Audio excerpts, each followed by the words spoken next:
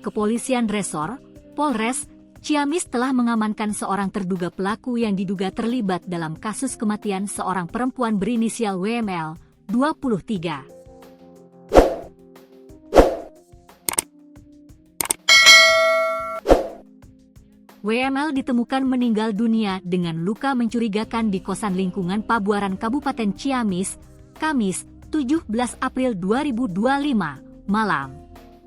Proses penyelidikan masih terus berlangsung untuk mengungkap penyebab pasti kematian.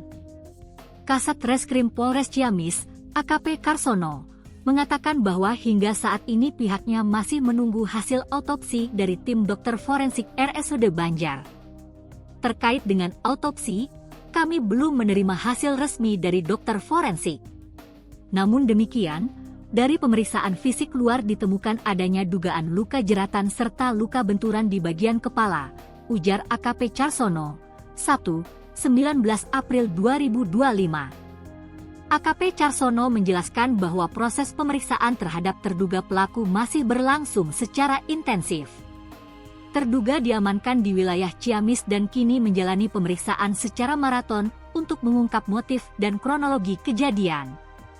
Terduga pelaku sudah kami amankan dan saat ini masih dalam pemeriksaan maraton. Kami juga terus mengumpulkan keterangan saksi serta alat bukti lainnya untuk memperkuat proses hukum, jelasnya. Terkait dugaan hubungan khusus antara korban dan terduga, AKP Carsono menyatakan bahwa hal tersebut masih dalam tahap pendalaman. Polres Ciamis berkomitmen mengusut tuntas kasus ini dan berjanji akan menyampaikan keterangan resmi kepada publik setelah seluruh rangkaian pemeriksaan selesai dilakukan.